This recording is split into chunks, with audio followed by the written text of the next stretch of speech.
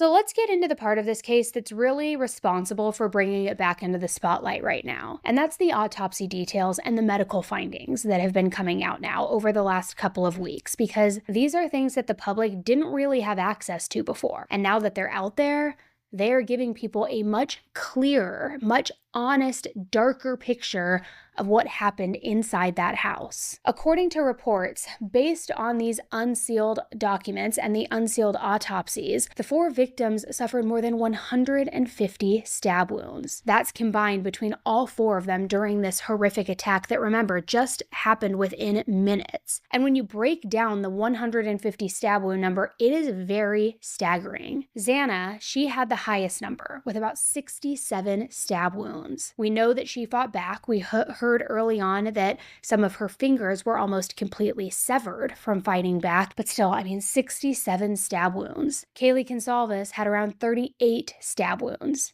Maddie Mogen, about 28. And Ethan Chapin had about 17 stab wounds based on these autopsy summaries. And look, it's not just about how many times these young adults were stabbed, it was also about where. Because across all 4 of these victims, the injuries, they weren't random. They were concentrated in some of the most vulnerable areas of the body. See, all 4 victims suffered severe injuries to the upper body, specifically the head, face, neck, chest, and scalp. Now, these weren't just defensive wounds to arms or hands. Many of these injuries were to the areas that are immediately life-threatening. And that's why the investigators have consistently described this attack as extremely violent and also targeted. Which, think about that. And I'm not going to go into the exact amount, but I would say around 50%, if not more, of the stab wounds to each victim was focused on the face, neck, and scalp.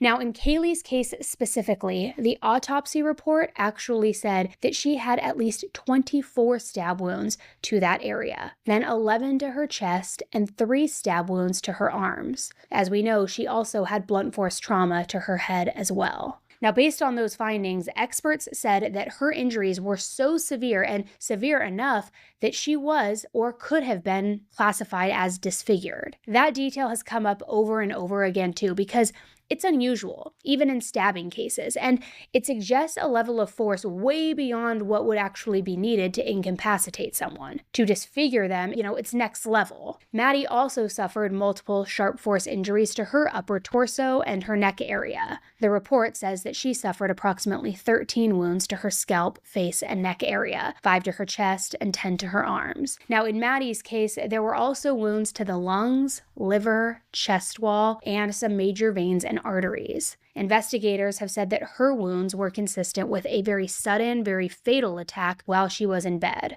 So we can only hope that it was quick enough, that she wasn't suffering, that she didn't know exactly what was going on the whole time, and that it was just fast and as painless as possible. But this is also where I have to just pause for a second, because this next detail, it's terrifying and it's also kind of confusing, but it is raising a lot of questions recently. According to a defense expert, Maddie and Kaylee's bodies may have been moved, posed, or staged after they were killed.